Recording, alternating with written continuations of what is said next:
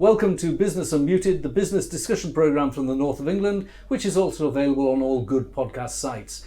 The programme is brought to you in association with Virtue BMW, part of Gateshead-based Virtue Motors plc. If you're in the market for a new, used or fleet vehicle, its dealerships are in Stockton, Durham, Sunderland, Malton or York. The food sector in Great Britain employed 3.9 million people in the second quarter of last year. That's according to latest figures from the government. It means more than 1 in 10 of the UK workforce was contributing to the 28 billion the food sector adds to the UK economy each year. With consumer price index now reaching 9% and food shopping bills rising 6.5% according to the Bank of England, the industry is the key to the well-being of both the economy and the people of the UK. That's a lot to digest, but helping me not make a meal of it is Alan Wilkinson, Head of Agri-Foods at HSBC Bank, Mark Jones, who's Head of Food and Drink at Gordons LLP, and James Henderson, who's in the food and drink sector, not advising it, with Yan Tan. But we're all welcome. Thank you very much for joining us. I'm going to start with our studio guest, Alan. Now, you've worked in food and drink, looking at clients who bank with you for a long time. What do you think the state of the sector is as we speak? Thank you very much, and it's really good to be here. As we speak, having faced two fairly significant challenges and changes to the whole way the food chain works. Firstly, Brexit, and then secondly, the whole COVID pandemic. I would have to say the food chain is in good shape. It's faced those challenges really well. It's made sure that in most cases food has been available, and when I talk to our customers and our clients, they're looking forward in a realistic way about the significant pressures that inflation is bringing to them and obviously bringing to consumers, and they're looking forward in a positive way to make sure that they act properly, they make sure that they act professionally. But inevitably costs are going to go up. That's the thing that I cannot hide from. Where is the primary cost driver in the price of food at the moment, in the middle of 2022? Well, it's across two or three things. I can't give you a specific answer. It's first of all in those commodities, driven by the things that we've heard on the news wires around wheat, sunflower oil, and those other core commodities. So much really depends on the price of wheat. But then I cannot hide from the actual price of energy, and the food industry is a big user of energy. And then, of course, we've got the ongoing issues and shortages of workforce and labour, and that's driving prices. And then following on from the pandemic, just to give a fourth one, the whole issue of logistics, shipping containers and the like. We import £1 billion worth of food a week, more or less. So there's a lot dependent on international trade, not just for the supply of that food, but also things like packaging and spare parts and machinery. So there are many things affecting inflation. I can't just name one, I'm sorry. Well, and it's important stuff, but food has also become more complex. Consumer choice has become more sophisticated. We're going to talk to a business that's going to tell us about how they're making the most of that, because people are more maybe sophisticated isn't entirely the right word, but certainly they've got so much choice, they turn away from the ordinary more and more, don't they? Well, they do, and I think you're right to point out that the British food industry is seen as one of the best in the world. That's something I think we should be really proud of. It's seen as an area and as a location that many other international food businesses want to sell into. There's hardly a week goes by when I don't get the chance to talk to somebody who wants to enter the British market for the first time. So we're seen as this innovative, highly capable, highly professional industry. And of course, that whole consumer choice, and that's, it'd be great to hear from James in a minute. But James's business is so typical of what we see in, right through the whole food chain, not just in drink, but in food as well, where people are bringing innovation. And even though it's seen as quite challenging, the opportunity to bring new products to market has probably never been stronger. Well, let's bring James in a moment. We're going to hold you back, James, because we really want to hear about your product. But let's just bring first Mark in, Head of Food and Drink at Gordons, the law firm. And also, by the way, although you're a lawyer, you also have worked in the sector, haven't you? The retail sector, Mark. It's not just as a lawyer. So what do you think are the pressures and what are the regulatory pressures that are being faced? We've heard about the market pressures. What about the regulatory pressures? Well, I think the primary pressure is the one that Alan touched on and you asked about, which is cost. I think that there has been there's a degree of regulatory challenges, which look set to continue actually with some suggested changes from the government in relation to the Northern Ireland Protocol. Because of course, over recent years, we've had Brexit. That's a huge challenge to UK suppliers and indeed retailers. There was obviously a period of time where how we traded with the EU wasn't clear. We bought a lot, we export a lot. With an ever increasing likelihood that pressures will come in relation to the obesity pandemic and regulation around that. So recently, just in the last few weeks, the government announced it was going to postpone parts of the restrictions it's introducing in October in relation to high fat, sugar and salt products. And those restrictions are related to the positioning of in-store, which is just coming in. That part of the regulations applies, but what's been postponed is the ban on volume discount. So buy one, get one free, things like that. Okay, that's a really good overview. What about the production of food?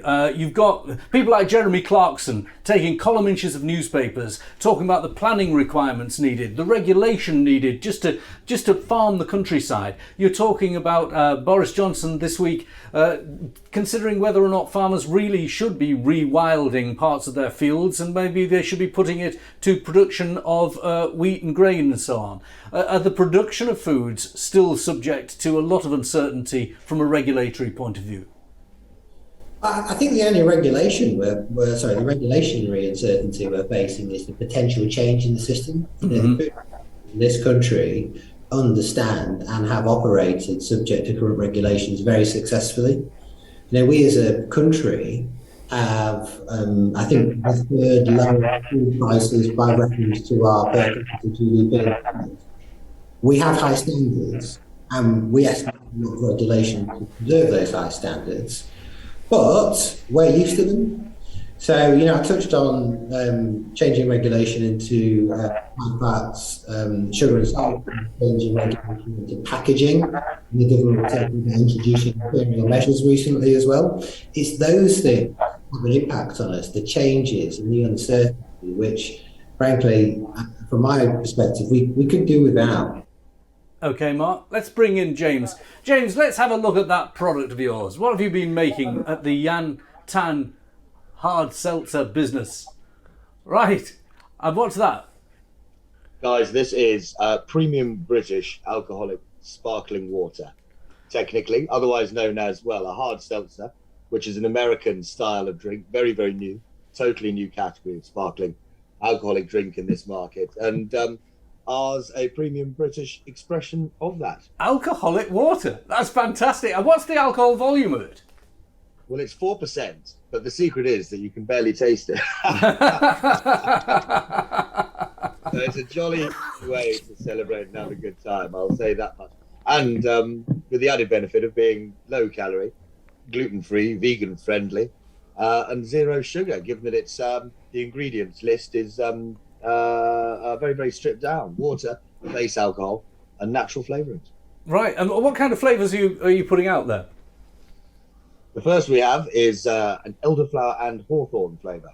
Very nice. There we are. So again, very, very much sort of English country garden sort of inspired flavour combinations. And the other, a damson and rhubarb. And I notice you've gone for sort of, from what I can tell on the screen though, they're the sizes of bottles of beer, small bottles of beer. That's correct, they are, yeah. And capped like a bottle of beer as well. They handle like a bottle of beer. They should be drunk, in my opinion, I think, like a bottle of beer. Part of the rationale for my brother and I starting this business is we thought that the occasion within which people drink beer is, well, there aren't many other options. In this country, we drink a lot of gin and tonic. But, you know, if it's a sunny day, perhaps, if you're not a beer drinker, well, there might be rosé, there might be sparkling wine. These drinks are very much higher in alcohol than a beer would tend to be, not as sessionable. So this provides a wonderful option for that kind of sessionable, easygoing drinking occasion, and something that's well, a little bit easier on the body. Sessionable. Now there's a word. Let's bring both Alan and Mark back in on this. First of all, if I just look at Mark, you've seen what that product did. Did you see that when he was holding them up? I should imagine. I'm going to ask him what he had to face, but there must be a lot of regulatory things that he has to deal with, from advertising alcohol to getting all the labelling right to getting, if he wants to sell it in Northern Ireland, lots of things. What advice would you give a smaller startup like this to get a product like that to market? How would you have a proper legal review? Well, I would say employ me, James, is the but yeah, I mean, the areas such as alcohol are highly regulated, much like meat production. You know, we touched on our high food standards in this country before, and alcohol is no different.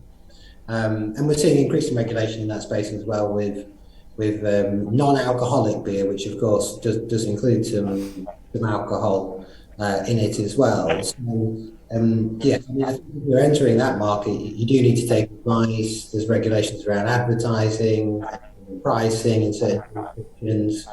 But one of the exciting things for James, in terms of advertising these products, is that there's a certain suspicion in the marketplace that alcohol will take the space of sweets and confectionery, which is freed up by the ban we've seen the government introduce. So, you know, new products like James's, I think, could see a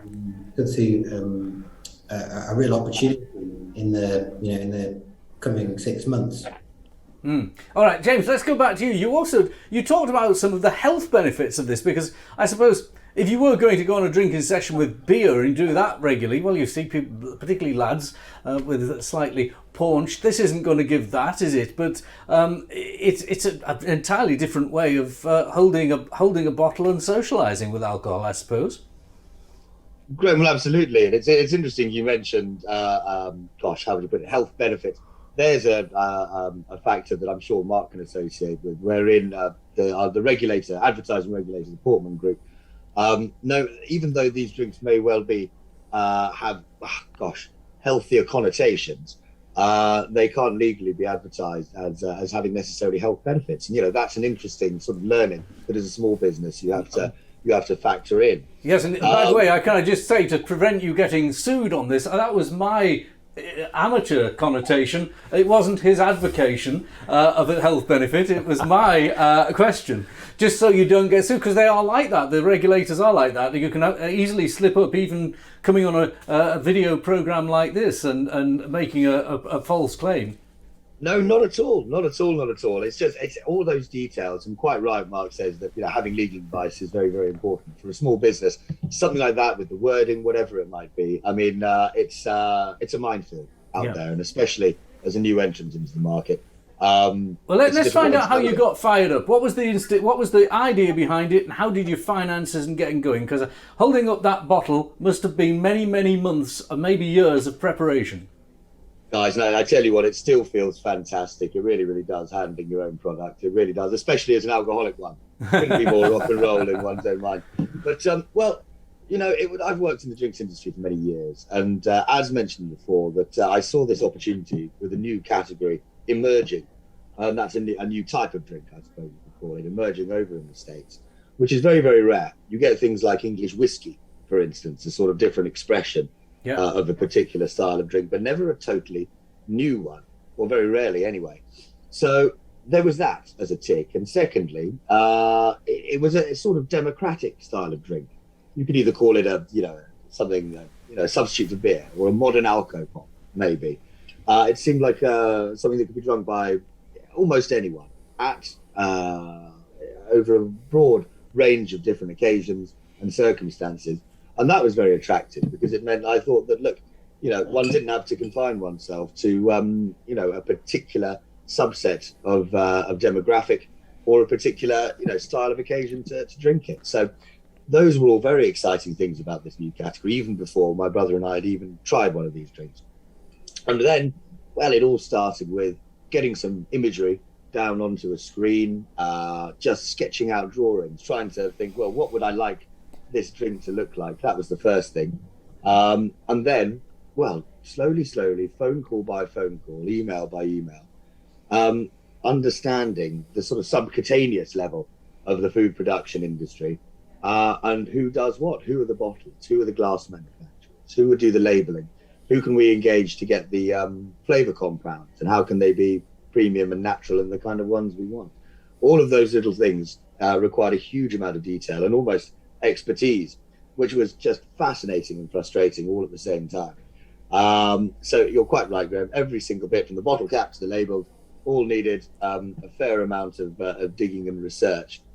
But on an incremental level, 1, 2, 3, you slowly sort of build up a puzzle of the whole thing until it's almost near as damn it completed. And then, of course, as you mentioned, you have to sit down and go, how do I pay for all this? How can people buy it? Where from? At the moment, primarily through our website, which is yantan.uk without the code. We've intentionally wanted to focus on our direct-to-consumer channel. It means that we can keep our focus on what the delivery looks like, making sure there's a gold class of delivery, making sure that the bottles arrive in the way we want. And as we're trying to build a brand, it's been quite important for us to be able to add a little bit of value with just notes, anything else, prizes, maybe even extra stock and deals, so that we feel that we can build, a list of advocates for this brand. And that creates a sort of a hub from which then we hope we can increase our distribution and start amplifying on a slightly more broad basis. Well, I've got to say, it sounds like a really exciting journey. My own business, I've promoted companies like the Lakes Distillery, the English whiskey maker, which is now award-winning, and they've told a similar story to you. And of course, Black Sheep Brewery, which is near to you in the Yorkshire Dales, which is similarly entrepreneurial and go-getting, and have all made great success. I think you certainly personify some of the qualities I recognise in successful food and drink brands right at the beginning of their journey. So James, I wish you and your brother all the very best. yantan.uk, that's where you buy it. We're going to give closing words to Alan. What do you see when you see an entrepreneur like that, so enthusiastic about the product? And would you as a bank want to get behind an entrepreneur like that? Is he the kind of guy you want in your cohort of clients? So I'll deal with the last bit first. Yes, I mean, that's why I do the job. That's why we're so keen to support businesses, and we've done a lot in food and drink over many years, not just recently. And even though we're going through a few challenges at the moment, we see this as a really important marketplace. Back to James and his story. There's 2 or 3 things that stand out for me in what James has said. This is the first time I've heard your story, James, as so detailed as you've just said it. You have experience. You've thought about what you're doing. You've thought about your branding. You've thought about how you're going to sell your product to your consumer. And also in these early stages, and I know it means more organisation and everything else, but you're using the skills of other people in order to prepare and make your product and bottle it and such. Now, if you can build those things together, and you will experience in a positive way some growing pains as you expand, and you will get other businesses that come along and want to buy your product, people like supermarkets, people like the restaurant trade and such. But as we go through over the next 12 months, 2 years, even beyond, I think the interest in what you're doing is going to grow. And even if the consumer is facing the cost of living challenges that we hear about quite a bit, I think the consumer will be very, very interested in your product as something, if you like, an affordable treat that they can try and come back to and try something new. You have a great story to tell. So yes, we'd like to be involved, and I wish you well. And you are like many other businesses that are coming forward wanting to bring out new food and drink products. Well, Mark, it's exciting. James and Alan, thank you all for joining us on this edition of Business Unmuted. We're back at the same place, same time next week.